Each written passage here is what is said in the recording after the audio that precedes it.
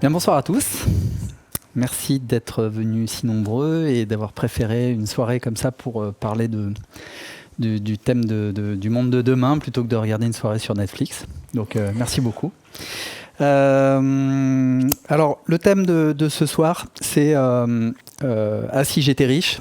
C'est un sujet délicat. Il nous concerne notre rapport à l'argent. On a tous un rapport à l'argent qui est différent. L'argent nous concerne tous.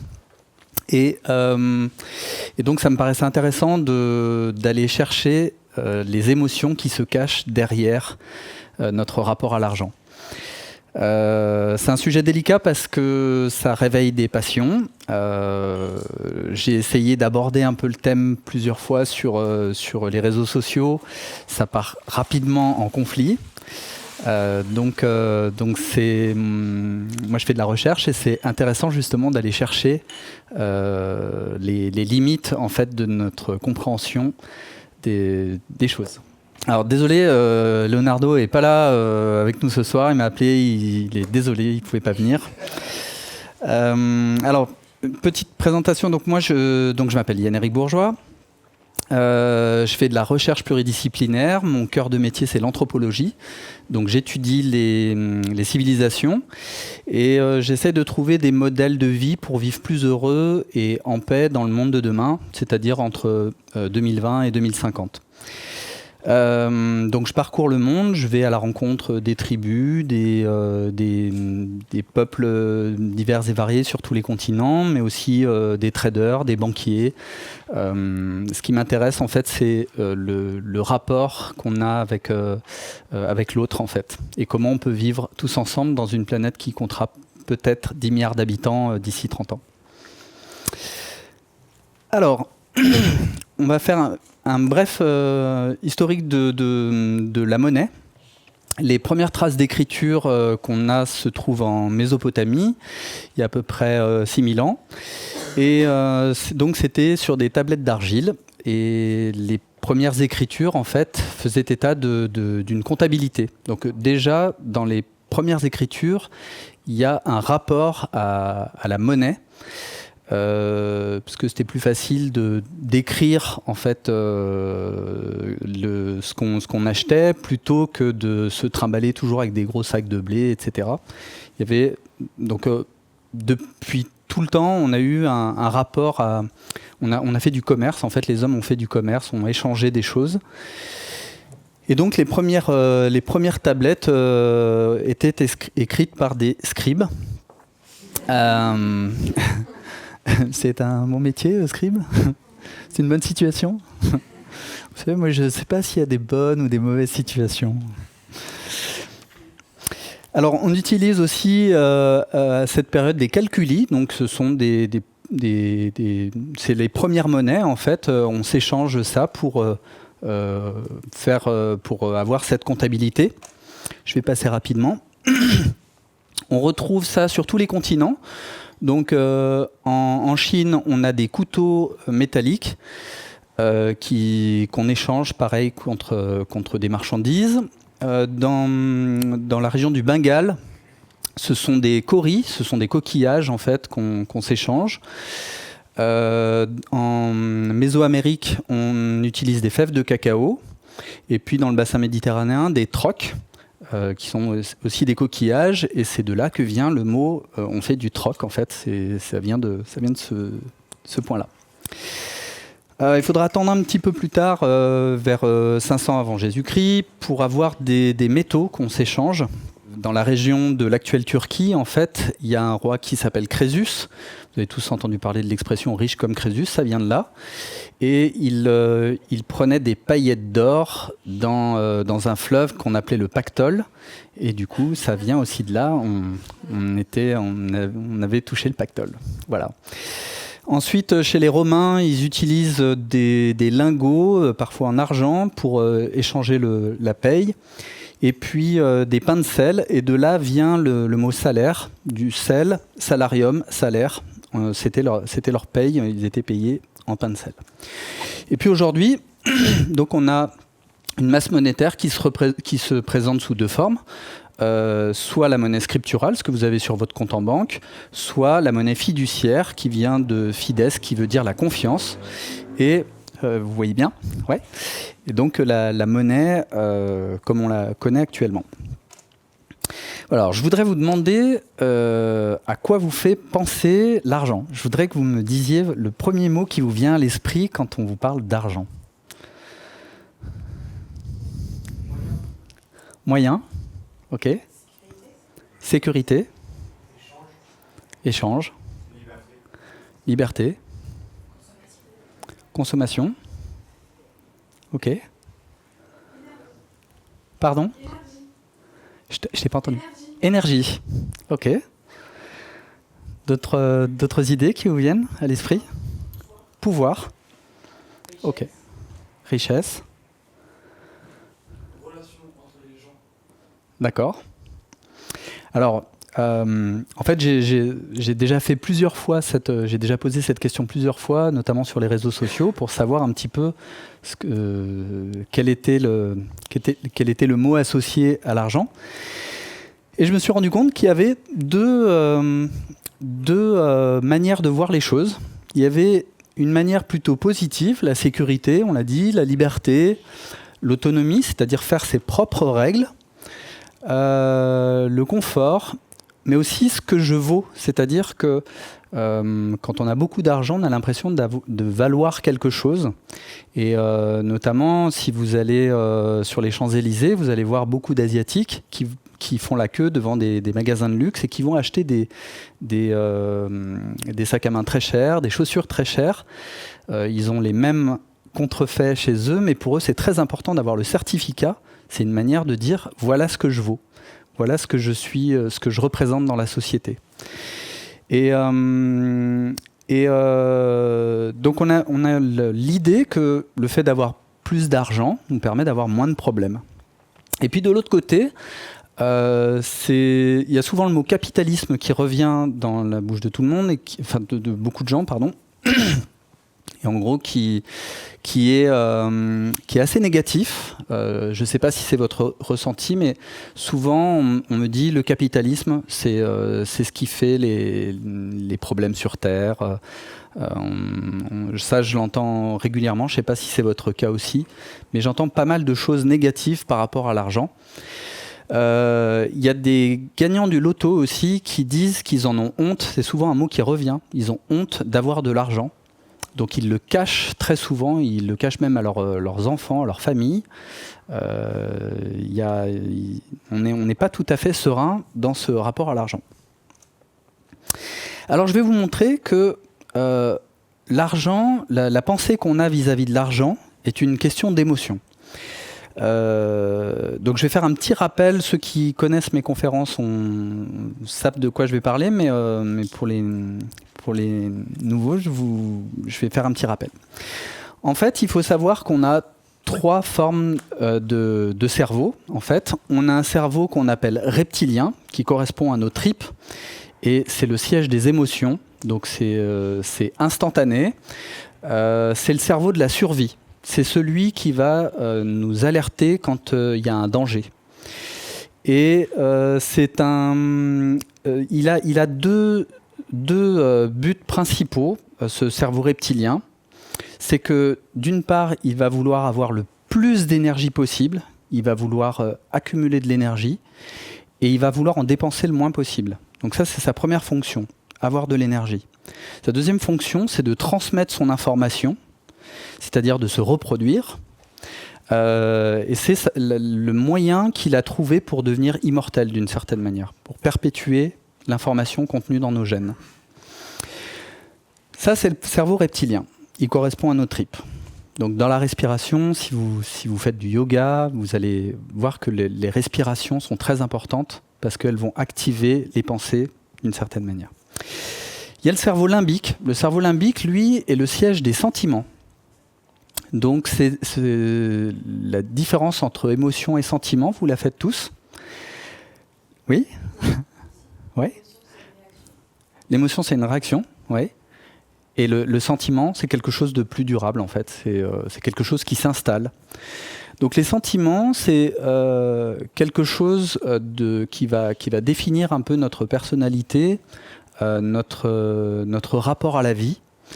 Et c'est le siège de la créativité, du langage, de la séduction, de l'empathie, de nos rapports entre nous. Et puis, il y a le néocortex, qui lui est rationnel, mathématique, pragmatique. Et en général, donc, il correspond à la tête, et c'est en général avec celui-là qu'on réfléchit, sans avoir conscience des autres étages en dessous. Donc, rationnel, limbique sentimental et émotionnel.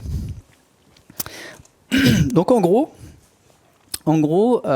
pour représenter ces cerveaux, le cerveau reptilien, c'est celui qui veut être le plus sexy possible, qui veut se reproduire, qui veut être le meilleur dans tout, qui nous pousse à des actions qui parfois nous dépassent. Le cerveau sentimental, lui, est plus créatif, plus rêveur, plus artistique, plus volatile. Et puis le cerveau pragmatique, la science, la raison, les mathématiques, tout ce qui est très sérieux. Alors, donc je vais vous montrer que le rapport à l'argent, c'est d'abord un rapport d'émotion. J'ai fait ma petite enquête pour savoir ce que voulaient les gagnants du loto. Donc, qu'est-ce que les gens voudraient s'ils gagnaient au loto? Et puis après, j'ai vérifié avec les gens qui gagnaient vraiment au loto, savoir si ça correspondait bien à ce qu'ils avaient dit avant de gagner. Donc en général, la notion de se faire plaisir revient souvent dans les esprits, dans les conversations.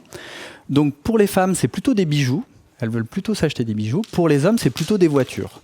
Ça ne veut pas dire tout le monde, hein, mais c'est quelque chose qui revient très souvent. Il y a ensuite le fait d'aider sa famille et puis le fait de voyager. Donc ça, ce sont les choses qui reviennent le plus souvent. Alors évidemment, hein, vous allez avoir des cas particuliers. Il y a des gens qui vont se dire « mais moi, je veux partir élever des chèvres en montagne ». Ça, tous les cas de figure existent. Mais c'est ce qui revient le plus souvent. Et en réalité, on se rend compte que sur la plupart des personnes qui disent qu'elles voyageraient, donc il y a 92% des personnes qui disent avant de gagner qu'elles voyageraient, et au final, il n'y a que 5% des gens qui voyagent vraiment. Parce que finalement, de voyager, c'est se mettre un peu en danger. On se met un petit peu en danger quand on part, alors un peu moins maintenant qu'il y a 10 ou 20 ans, parce que maintenant ça devient très facile. Mais c'est pas aussi évident que ça. En fait, on fantasme beaucoup de ce qu'on ferait avec l'argent. Ensuite, il y a un gagnant qui s'appelle Shane Miller, qui a remporté un jackpot aux États-Unis de 260 millions de dollars. C'est complètement fou, et il a 20 ans.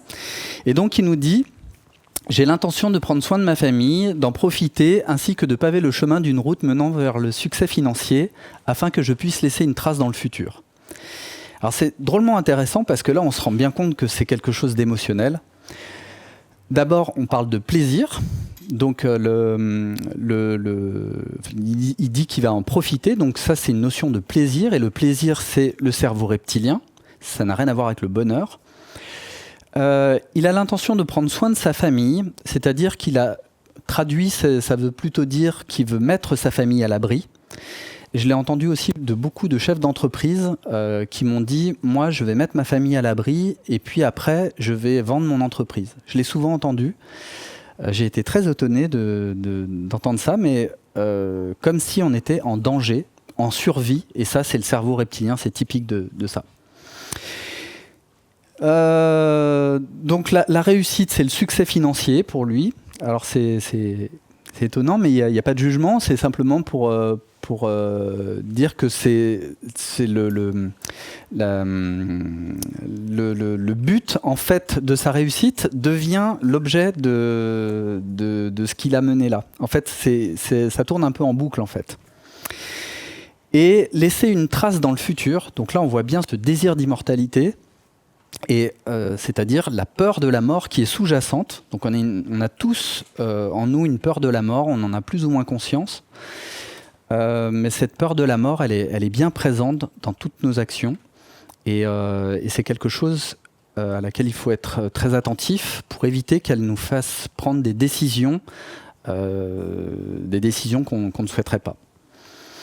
Donc on a cette peur de la mort. Ensuite, alors oui, ça c'était assez amusant. Je me suis demandé combien il y avait de personnes qui jouaient encore au loto une fois qu'elles avaient gagné. Et j'ai été surpris de découvrir que c'était 99%. C'est-à-dire que 99% des gens qui ont déjà gagné vont rejouer à nouveau pour regagner encore plus. Donc on voit bien que c'est sans limite, ce besoin de gagner. Même quand ils ont gagné 20 millions d'euros et qui ne pourront pas les dépenser dans une vie, ils ont encore envie de jouer et encore envie de gagner. Alors, ce qui me paraît plus bizarre, c'est que 70% d'entre eux sont convaincus qu'ils vont gagner à nouveau.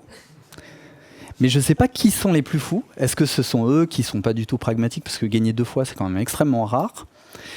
Donc est-ce que c'est eux ou ceux qui jouent en ayant conscience qu'ils ne pourront pas regagner à nouveau? Voilà, j'ai trouvé ça assez amusant. J'ai recueilli aussi des témoignages de gagnants du loto. Donc une gagnante qui nous dit qu'elle s'offre des petites choses, mais que son mari, lui, ne dépense rien. Il a placé son argent et surtout, il ne le dépense pas. Donc en fait, l'argent devient une sécurité pour lui. Il met l'argent de côté pour s'assurer, ça lui donne un confort. Une dame qui nous dit, quand on est riche, on n'a plus le droit d'avoir des soucis, de dire qu'on est triste.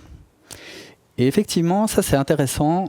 Dans la manière de voir les personnes qui sont riches, elles peuvent pas nous dire qu'elles ont un chagrin ou quelque chose, parce qu'on va souvent leur rétorquer de quoi tu te plains, quoi, t'as suffisamment d'argent. Comme si l'argent venait combler tous les petits soucis de la vie. Ce qui est faux, évidemment. Hein. On peut être riche à millions et avoir une peine de cœur et être triste ou en colère ou plein d'émotions. Et puis, un gagnant, alors lui, il est pile poil dans l'émotion de peur. Et il nous dit, quand on gagne, il y a la peur de perdre son argent, de se faire cambrioler, de perdre ses amis, de ne plus être aimé et de le payer par la malchance. Comme si la vie, en fait, quand elle nous faisait un cadeau, derrière, elle allait nous le reprendre. Alors ça, c'est plus culturel. On a un peu cette culture judéo-chrétienne où quand il nous arrive quelque chose, derrière, on va se prendre le coup de bâton. Donc finalement, l'émotion, elle est au cœur de nos décisions et elle est responsable de la plupart de nos comportements. Donc quand on n'écoute pas en fait ces émotions, quand on laisse ces émotions agir, on va faire des choses plus ou moins justes en fait, en fonction de nos émotions. Si c'est une émotion de peur qui nous guide, il y a de bonnes chances pour qu'on prenne des décisions qui ne sont pas adaptées à des situations. Donc ma transition va sur la compétition. On est dans un monde de compétition. Et les premières questions que se posent deux gagnants du loto, c'est combien vous avez gagné. Donc il y a une comparaison qu'on fait vis-à-vis de l'autre. Et même si on a gagné 30 millions d'euros, s'il y a quelqu'un d'autre qui a gagné plus, il y a une position qui se fait. On se mesure un petit peu, je ne sais pas, les glandes peut-être. On se mesure en tout cas ce qu'on vaut par rapport à ce qu'on a sur notre compte en banque. Et il y a une étude qui a été faite aux États-Unis et qui demande à des étudiants, en fait, qu'est-ce qu'ils préféreraient entre deux situations. Première situation, gagner 50 000 euros par an et tous leurs camarades de classe gagneraient 60 000 euros. Deuxième situation, ils gagneraient moins, 40 000 euros et leurs camarades de classe, 30 000 euros. Et selon vous, quelle est la situation qu'ils préfèrent ? La deuxième ? Ouais, c'est ça. Ils préfèrent gagner moins d'argent, mais être être mieux payés que leurs camarades. C'est complètement fou quand on y pense, mais parce qu'on pense avec notre cerveau pragmatique, avec notre cortex, quelque chose de logique. Mais dans une situation réelle, en fait, on va plutôt avoir tendance à penser avec nos tripes. Voilà. Donc on est dans un monde de compétition. Et il faut comprendre que la comparaison, l'envie, la convoitise, quand on parle des riches, tout ça, ça nous met dans une compétition insatiable. On a parlé tout à l'heure, on a dit qu'il n'y avait pas de limite. Et forcément, quand on est dans cette comparaison, on va vouloir se confronter. Donc, peut-être que ça fonctionnait à l'époque où on était des hommes de Cro-Magnon et qu'on vivait dans des grottes. Ça pouvait être acceptable pour se défendre un territoire. Dans un monde qui va compter 10 milliards d'habitants, si on continue de se confronter, y en a qui ont essayé, ils ont eu des problèmes, quoi. Une autre étude qui est parue, une troisième problématique, c'est les arrangements avec la vérité. On pense tous être super honnêtes et super vertueux. Et pourtant, il y a une étude d'Anne Ariely, c'est un docteur en psychologie israélien qui travaille à Boston, je crois, qui montre dans son étude que 75%, les 3/4 d'entre nous, trichent, arrangent la vérité comme ça leur plaît. Est-ce que vous avez souvenir d'un mensonge que vous avez eu ce mois dernier ? Est-ce que vous avez triché ce mois dernier ? Peut-être pas par rapport à l'argent, mais est-ce que vous avez menti ? Est-ce que vous avez... Même se mentir à soi-même. Se mentir à soi-même aussi. La semaine dernière, est-ce que ça vous est arrivé ? Oui. En fait, dans nos rapports, il se trouve, dans les rencontres, par exemple, les rencontres sentimentales, il se trouve que on a près de 20% de ce qu'on dit qui est un mensonge. Alors, c'est pas forcément un gros mensonge, mais on améliore un petit peu la vérité. Et donc, dans son étude d'Anne Ariely, étude passionnante. D'ailleurs, je vous recommande d'aller voir sur YouTube un petit peu les études qu'il a fait. C'est vraiment intéressant. On apprend beaucoup de choses sur soi. Il montre que sur 35 000 personnes, la plupart trichent. Donc près de 75%, près des 3/4 trichent. Je vais y revenir. Pour faire cette étude, il a fait un petit stratagème. En fait, il a fait répondre à un questionnaire à des gens, à des volontaires. Et en fait, les gens n'avaient pas le temps de répondre à tout. Il y avait un temps limité et il faisait exprès de mettre les gens dans le stress pour qu'ils ne puissent pas répondre à tout. Et à la fin, les gens prenaient leur copie, allaient le mettre dans un broyeur de documents et ils venaient ensuite dire le nombre de réponses qu'ils avaient eu juste. Et en fonction du nombre de réponses, le chercheur leur donnait des dollars en fonction du nombre de réponses. Donc s'ils avaient eu 7 réponses de juste, il leur donnait 7 dollars en fonction de ce que les gens disaient avoir répondu de juste. Sauf que la machine, la broyeuse de papier, était truquée. Et en fait, après, il vérifiait le nombre de réponses justes pour savoir si la personne avait dit la vérité ou pas. Et donc sur ces 35 000 personnes, il s'est rendu compte que 25 000 trichaient. Donc ça fait 3/4. 10 000 ne trichaient pas, ce qui est assez chouette, ça fait à peu près un quart. Et 20 seulement ont triché vraiment énormément, c'est-à-dire qu'ils avaient répondu peut-être à 2 questions, puis ils disaient qu'ils en avaient 20.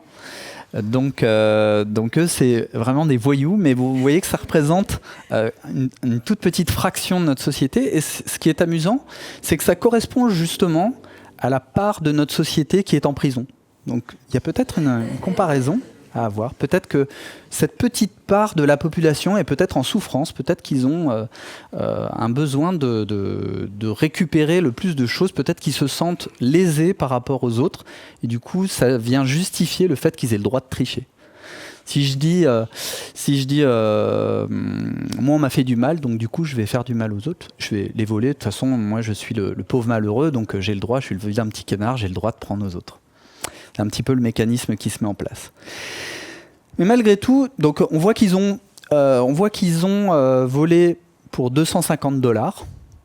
Mais ce qui est plus important, c'est quand même les 25 000 autres, et ça représente 50 000 $ de perte en fait sur juste un mensonge. Et si on le ramène à notre société, c'est la même chose. Il y a certainement des gens qui volent des grosses sommes et qui volent beaucoup, mais tous, dans nos déclarations d'impôts, le fait de faire un petit peu de blague, c'est quelque chose d'un peu accepté.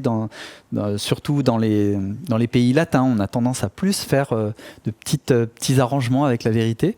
Et ben, au final, ça représente des sommes très importantes, qu'on soit riche ou pauvre. Ça n'a aucune espèce d'importance. C'est vraiment son rapport à la société, à l'autre. Il souligne aussi dans son étude qu'on fait des petits larcins comme ça, et il arrive forcément un moment où on va voler un peu plus.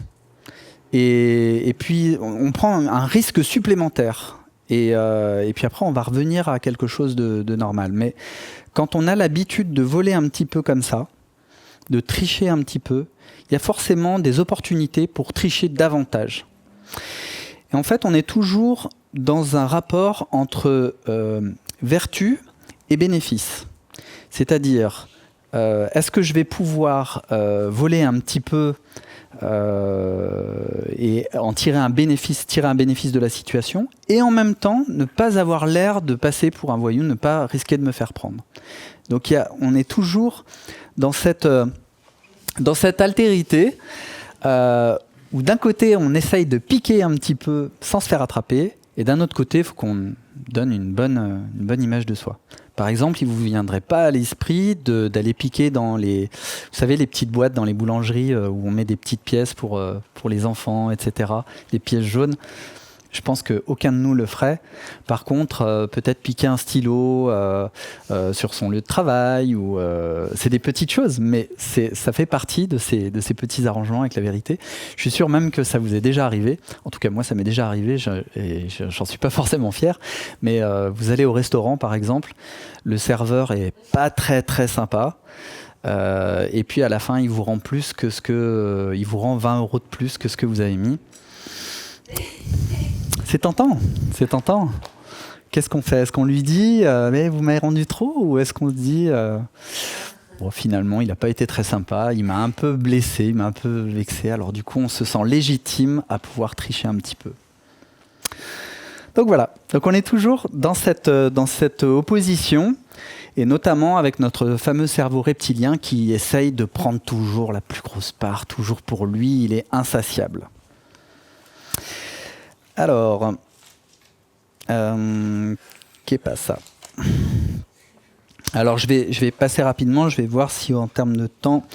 Alors, je peux vous parler des quatre règles pour être meilleur. En fait, notre cerveau reptilien nous impose d'être meilleur. Pour les hommes, ça va être les plus forts, les plus costauds. Je ne sais pas si vous avez vu le sketch de Florence Foresti. Sujet. Et puis il y a pour les femmes, ça va être la plus sexy possible, la meilleure reproductrice possible, et pour les hommes, le meilleur reproducteur. Voilà, c'est ce que nous dicte notre cerveau reptilien. Et pour être meilleur, il y a plusieurs manières d'y parvenir. C'est ce que j'appelle la règle des 4 T. Donc travailler sur nous-mêmes, faire un travail sur nous-mêmes pour être meilleur pour soi déjà, et meilleur que les autres. Hein. Si on est dernier de la classe, on aura plus de mal à trouver un travail, par exemple. On va travailler pour être meilleur. On va posséder des outils techniques. Donc c'est une forme de triche. Ça a l'air de rien, mais on va arriver dans une période qui va parler du transhumanisme. Je ne sais pas si vous en avez entendu parler, probablement.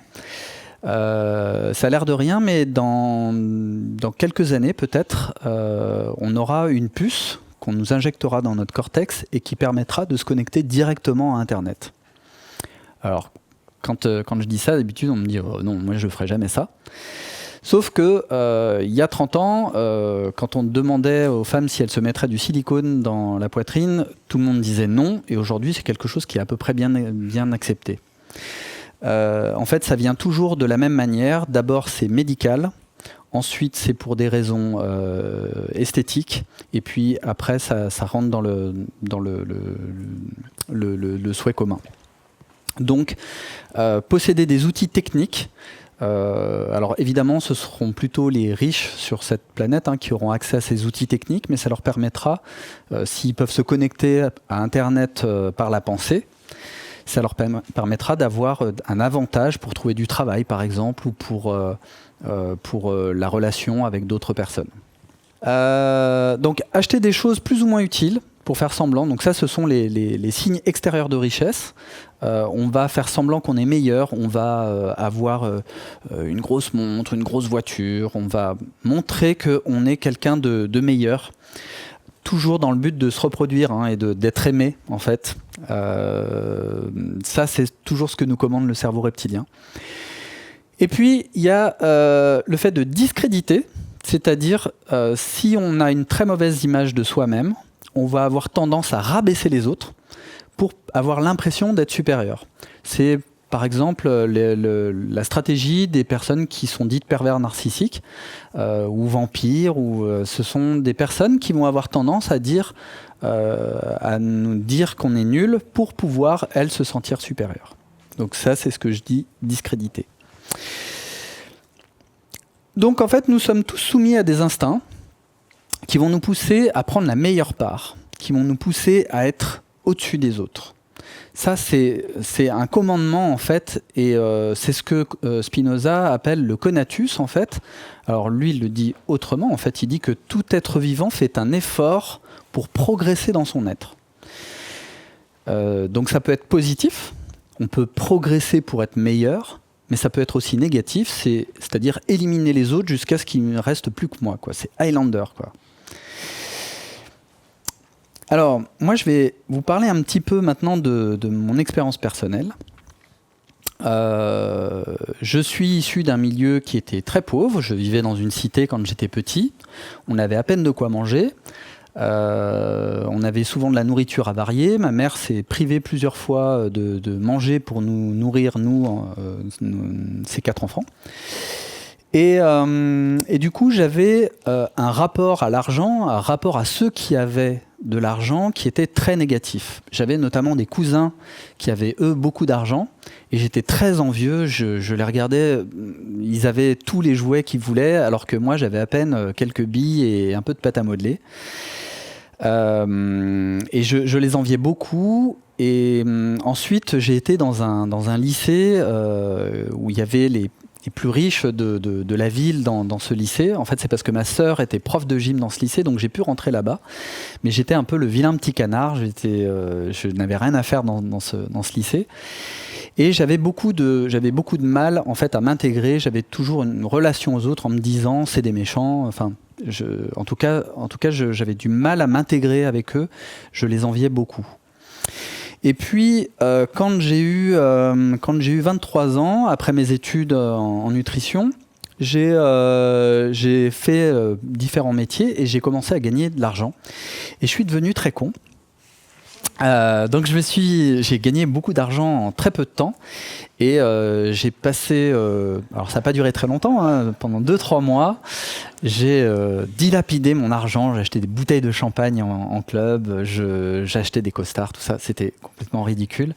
Mais c'était pour compenser un petit peu ce manque que j'avais eu pendant toute mon adolescence et mon enfance. J'avais besoin d'acheter plein de choses pour me sentir meilleur. Et puis j'ai cherché aussi la notoriété. Donc j'ai eu la chance de participer à des concerts, à avoir une vie assez reconnue, avoir un petit peu de célébrité, de jouer avec des artistes assez connus. Et pareil, je pensais que ça allait m'apporter beaucoup de choses. Mais au final, je me sentais très malheureux parce que l'image qu'on me renvoyait, même si on me disait à chaque fois que j'étais merveilleux, je ne le croyais pas moi-même. J'avais une très mauvaise estime de moi. Donc du coup, c'était du vent, ça ne servait à rien.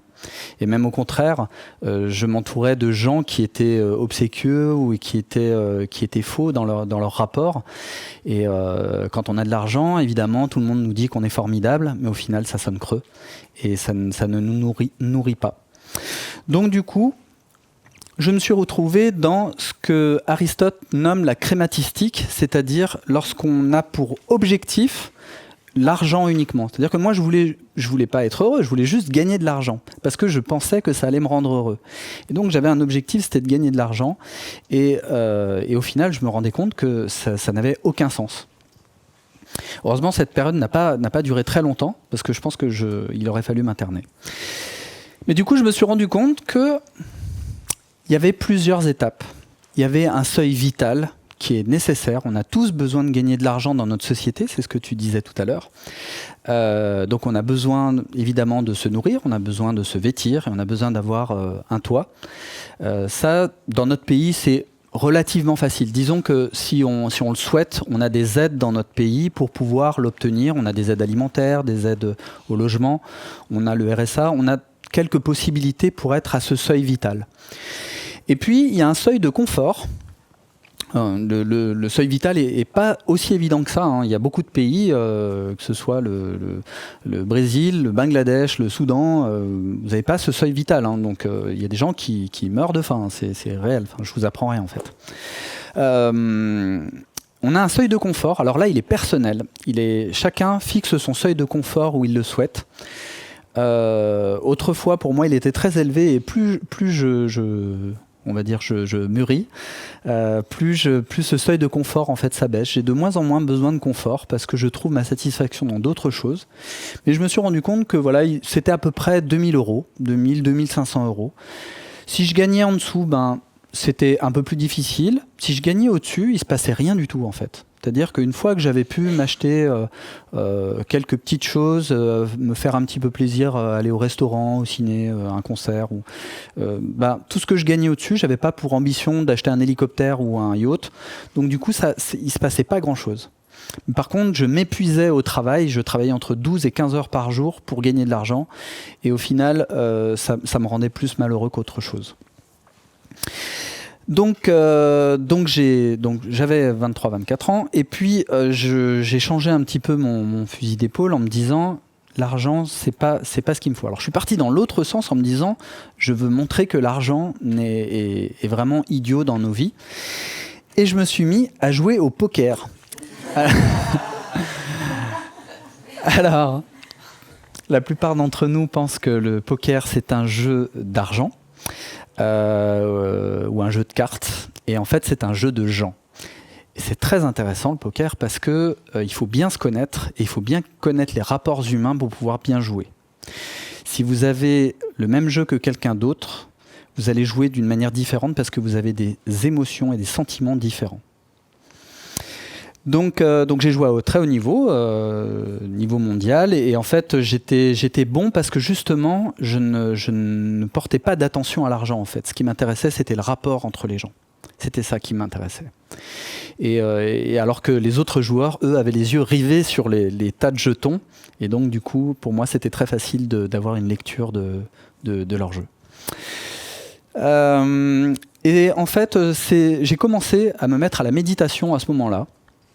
Alors en fait c'était parce qu'il y a beaucoup de stress dans les tournois de poker et du coup à chaque pause j'allais me mettre en méditation. C'est pas très vertueux tout ce que je dis, je pourrais vous dire que je suis parti dans un ashram en Inde, que j'ai rencontré Ama, tout ça, mais c'était plutôt à Las Vegas et dans une chambre d'hôtel clinquante. Voilà. Mais je me suis mis au yoga à ce moment-là et à la méditation, et c'est là que j'ai commencé à comprendre en fait ce qui se jouait à l'intérieur de moi. Et puis j'ai commencé à me demander en fait ce qui me ferait du bien dans la vie, ce qui était essentiel pour moi dans la vie.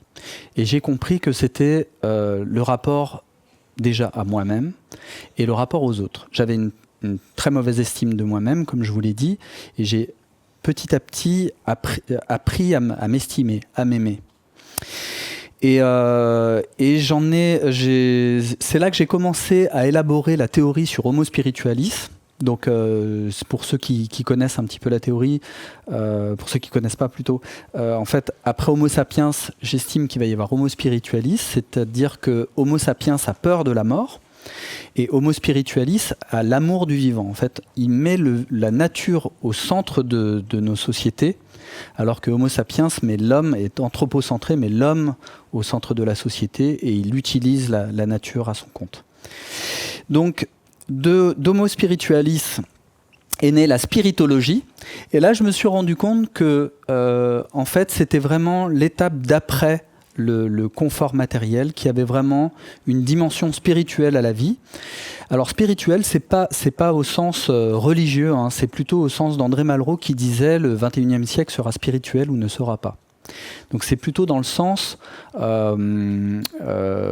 prendre une part de mystère dans l'équation, prendre une part d'inconnu dans notre monde. Imaginez qu'on ne peut pas tout savoir. Il y a 95% de notre univers, par exemple, qu'on ne connaît pas. On sait que c'est de la matière noire et de l'énergie noire, mais on ne sait pas le détecter encore. De la même manière, en biologie, on peut décrire tout un tas de mécanismes, mais on ne sait pas comment se crée la vie. On ne sait pas comment elle est générée.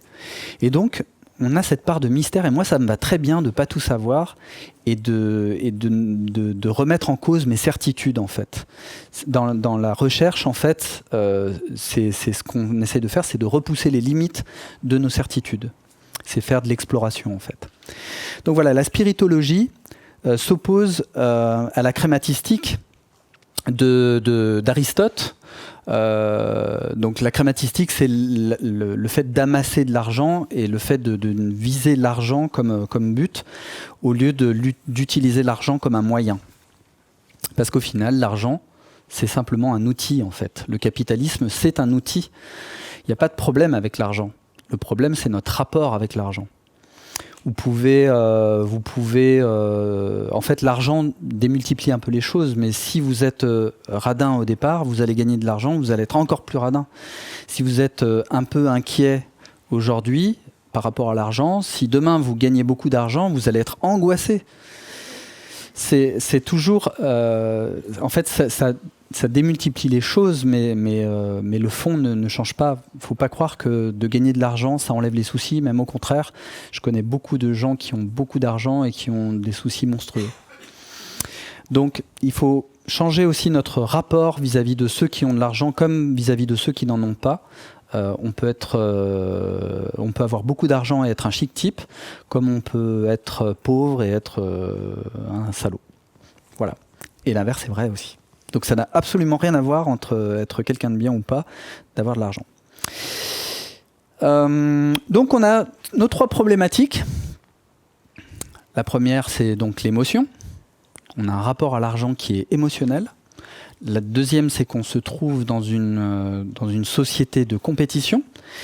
Et la troisième, c'est qu'on s'arrange tous avec la vérité pour pouvoir être quelqu'un de bien et désigner l'autre comme responsable de nos souffrances. Donc on désigne souvent les industriels, les politiciens, les Chinois, les Américains. On désigne toujours l'autre comme responsable de sa souffrance. Mais lorsqu'on fait ça, on abdique aussi une partie de son pouvoir, on évite de se responsabiliser, et du coup on ne peut pas changer les choses. Et dans le monde de demain, qui va certainement rencontrer pas mal de difficultés au niveau de l'énergie, au niveau des ressources de la planète, je vous apprends sans doute pas grand-chose. Il va falloir malgré tout avoir conscience du fait qu'on est tous responsables en fait. On a tous un rôle à jouer dans le monde de demain. Riches, pauvres, Chinois, Américains, peu importe, on a tous un rôle à jouer dans le monde de demain. Donc j'ai 3 antidotes pour répondre à ces 3 problématiques. Le premier antidote, comme je vous l'ai dit, l'émotion est la source de nos comportements. Mais plutôt que de se servir de ces émotions comme d'un volant, il vaut mieux s'en servir comme d'un moteur. Qu'est-ce que ça veut dire ? Les émotions, c'est sain, on peut pas les éviter. Et heureusement, parce que s'il y avait un incendie ici, il vaudrait mieux que nos émotions nous préviennent avec une émotion de peur pour qu'on prenne nos jambes à nos coups. Mais cette émotion, elle est parfois mal adaptée. On s'imagine des choses. Comme lorsqu'on va se promener, par exemple, en forêt, on va imaginer qu'il y a quelqu'un qui nous court après avec une tronçonneuse. On imagine des tas de choses.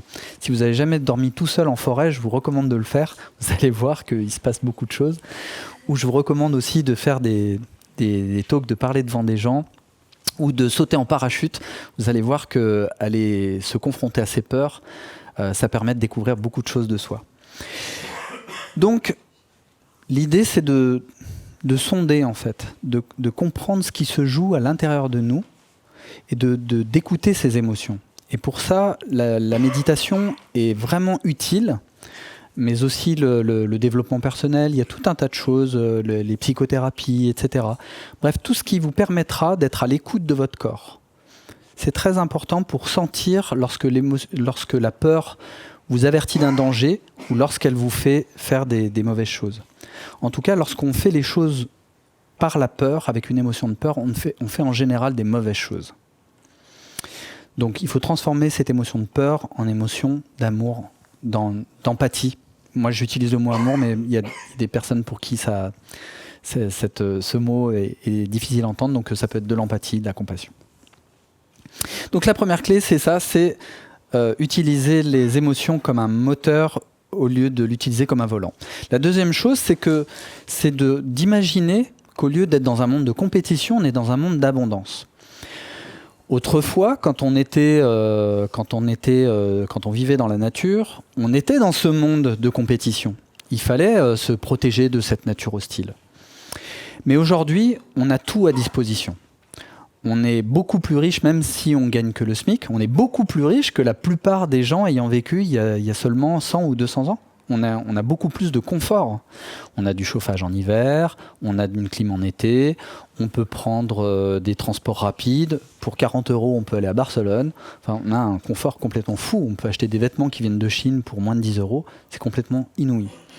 Donc, on peut arrêter d'imaginer qu'on est dans un monde de compétition, mais plutôt dans un monde d'abondance. Ça, c'est le deuxième point. Et enfin, le troisième point, c'est de comprendre que toutes ces petites tricheries, en fait, elles viennent nourrir nos névroses, elles viennent nourrir ce qu'il y a de plus mauvais en nous et surtout l'estime qu'on a de nous. C'est-à-dire que chaque fois qu'on fait une petite tricherie, sur le moment, il ne se passe rien, mais ça va venir nourrir cette peur, ce petit canard boiteux qui est au fond de nous, ce petit singe qui dit « et moi, et moi, et moi ». Et en fait, c'est très important de se fixer des règles et de se dire « bah non, moi je suis quelqu'un d'honnête, je suis quelqu'un d'intègre ». C'est pas facile parce que ce serveur dans le restaurant qui a été hyper désagréable, on a envie de le jeter, quoi. On a envie si on peut lui piquer un petit peu en se disant bah il a été salaud. Et pourtant, il faut essayer d'être attentif à ça, essayer de se dire qu'on est honnête, intègre. C'est ça Homo spiritualis. Et d'ailleurs, c'est ce que nous dit Kant. Il dit que être libre, c'est respecter des règles que l'on s'est fixées. Donc en fait, la réelle question qu'on doit se poser, c'est pas « Ah, si j'étais riche », mais « Ah, si je m'aimais davantage ». Nous ne nous aimons pas suffisamment. Lorsqu'on s'aime, en fait, ça change complètement notre rapport avec nous-mêmes et notre rapport avec les autres. Et peu importe qu'on ait de l'argent ou pas, c'est juste un outil. Si vous en avez, tant mieux, vous allez faire des projets encore mieux. Mais si vous n'en avez pas, c'est pas grave, vous pouvez faire des choses quand même. Si vous avez vos 2 bras, vos 2 jambes, et votre tête, et votre cœur, vous allez pouvoir faire des choses merveilleuses, même sans argent. Je vous remercie.